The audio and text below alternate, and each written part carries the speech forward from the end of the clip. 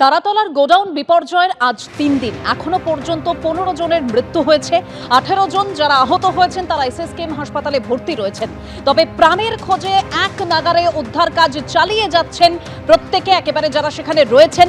NDRF থেকে শুরু করে সেনাকর্মীরা প্রত্যেকে সেখানে উপস্থিত রয়েছেন। অত্যাধুনিক প্রযুক্তি ব্যবহারের মাধ্যমে যদি কেউ সেখানে আটকে থাকেন, অর্থাৎ প্রাণের খোঁজে, সেখানে এখনো তল্লাশি অভিযান চলছে, নিবিড় তল্লাশি অভিযান চলছে।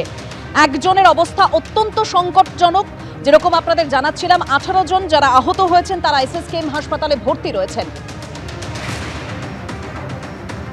এসএসকেএম হাসপাতাল থেকে আমাদের প্রতিনিধি সন্দীপ সরকার এই মুহূর্তে সরাসরি রয়েছেন। সন্দীপ, আহতরা যারা ভর্তি রয়েছেন তাদের শারীরিক অবস্থার কি খবর পাচ্ছ?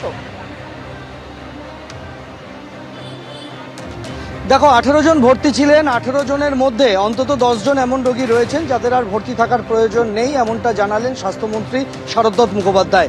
তিনি আজকে হাসপাতালে এসেছিলেন। হাসপাতালের উপাধ্যক্ষকে সঙ্গে নিয়ে তিনি ওয়ার্ড ভিজিট করেন, কথা বলেন চিকিৎসকদের সঙ্গে, রোগীদের সঙ্গে, এবং তারপর স্বাস্থ্যমন্ত্রী যেটা জানান, এসএসকেএম হাসপাতালে ট্রমা কেয়ার সেন্টার যেহেতু একটি গুরুত্বপূর্ণ স্বাস্থ্য প্রতিষ্ঠান, এখানে রোগী সুস্থ হয়ে গেলে তারপর অনর্থক বেড আটকে রাখলে অন্যদের সমস্যা হতে পারে। তাই সরকার সিদ্ধান্ত নিয়েছে যে 10 জন রোগী সেরে উঠেছেন, যাদেরকে এখনই ছেড়ে দেওয়া যেতে পারে। তো সেই রকম 10 জন শ্রমিককে আজকে থেকেই ছুটি দেওয়ার প্রক্রিয়া শুরু হয়ে যাচ্ছে। আজ থেকেই তাদের বাড়ির লোকজন এসে পৌঁছালে তাদেরকে ছেড়ে দেওয়া হবে তাদেরকে, অর্থাৎ আর বাকি থাকবে 8 জন রোগী। যে 8 জনকে আরও কিছুদিন হাসপাতালে থাকতে হবে, তার মধ্যে একজন রোগী অত্যন্ত সংকটজনক, যাকে ক্রিটিক্যাল কেয়ার সাপোর্ট শুধু নয়, তাকে তার ভেন্টিলেটর সাপোর্ট সিস্টেমও তার লাগছে। এইরকম একজন রোগী রয়েছেন। এছাড়াও আরও 3-4 জন এমন রোগী রয়েছেন যাদেরকে ক্রিটিক্যাল বলা হলেও একই রকমভাবে তাদের চিকিৎসায় তারা সেভাবে সাড়া দেননি, খুব একটা উন্নতি তাদের হয়নি। এরকম রোগীর সংখ্যা 3 থেকে 4 জন। এর বাইরে বাকি যারা আছেন তাদেরকে আরও কয়েকদিন হাসপাতালে পর্যবেক্ষণে থাকতে হবে। এই হচ্ছে 18 জন রোগীর বৃত্তান্ত।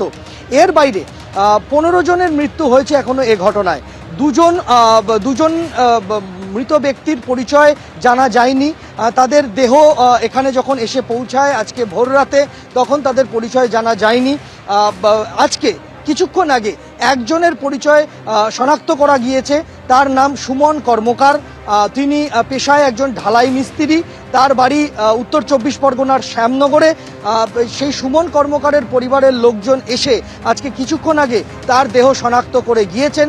অর্থাৎ এখনো পর্যন্ত যে 15 জনের মৃত্যু হয়েছে, সেই 15 জনের মধ্যে 14 জনের মৃতদেহ শনাক্ত করা গেল। একজনের মৃতদেহ এখনো পর্যন্ত শনাক্ত করা যায়নি। আজকে স্বাস্থ্যমন্ত্রী এটাও জানান, যারা এখানে ভিন রাজ্যের শ্রমিকরা ছিলেন, যারা ভিন রাজ্য থেকে পরিযায়ী হিসেবে বাংলায় কাজ করতে এসেছিলেন, সেই সমস্ত শ্রমিকদের মধ্যে 2 জনের মৃত্যু হয়েছে, 3 জন অসুস্থ আছেন, আহত আছেন।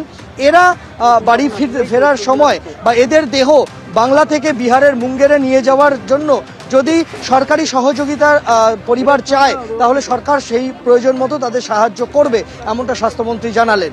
অর্থাৎ এই ঘটনাতে এখনো পর্যন্ত যে 33 জন আহত নিহত মিলিয়ে যে 33 জনকে উদ্ধার করা হয়েছে, তার মধ্যে 15 জন মৃত, 10 জন সুস্থ হয়ে গিয়েছেন, তাদেরকে ছেড়ে দেওয়া হওয়ার প্রক্রিয়া আজ থেকে শুরু হচ্ছে। 8 জনকে হাসপাতালে এখনো থাকতে হবে কিছুদিন। একদম সন্দীপ, অর্থাৎ 15 জনের ইতিমধ্যে মৃত্যু হয়েছে। এই যে 18 জন যারা আহত এসএসকেএম হাসপাতালে ভর্তি রয়েছেন, তাদের মধ্যে 10 জন সুস্থ হয়েছেন, তাদেরকে আজকে ছাড়ার প্রক্রিয়াও শুরু হবে। 8 জনের মধ্যে একজনের অবস্থা অতি সংকটজনক। শারদত্ত মুখোপাধ্যায় স্বাস্থ্যমন্ত্রী, তিনিও আজ এসএসকেএম হাসপাতালে যান। কি বলেছেন তিনি, শোনাবো। একজন খুবই আশঙ্কাজনক, বাকি 4 জন ঠিকই আছেন, স্টেবল যারা আছে। 15 জন আমাদের জীবিতর মধ্যে 4 জন আশঙ্কাজনক, ক্রিটিক্যাল ছিল কিন্তু স্টেবল। একজন খুবই আশঙ্কাজনক, আর আমরা 10 জনকে ছুটি করার মতো অবস্থায় এনে দিয়েছি। তো আমরা বাড়ি ছাড়বো ধীরে ধীরে, আজকে থেকে শুরু হবে, কারণ আমাদের এখানে তো বেড ফাঁকা দরকার। এটা এপেক্স হাসপাতাল ট্রমা কেয়ারের।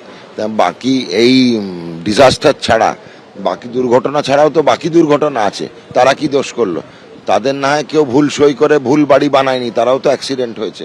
তো তাদের জন্য জায়গা খালি করা। 10 জন মতো আমরা ছুটি রেডি করে ফেলছি, বাড়ির লোকেলই এক এক করে ছাড়া হবে। ময়না তদন্ত টোটাল 3 জনের বাকি ছিল, 2 জনের চলছে, এখনো 1 জনের বাকি থাকছে। তার ইনকোয়েস্ট রিপোর্ট হলে সেটাও পেয়ে যাব। সুতরাং আমরা মৃতদেরও কিন্তু ধরে রাখার কোনো রকম প্রবন্ধা নেই আমাদের। আমরা যত তাড়াতাড়ি মৃতদেহ বাড়ির লোকের এবং প্রিয়জনদের হাতে তুলে দেওয়া হবে। এবিপি আনন্দ, এগিয়ে থাকে, এগিয়ে রাখে।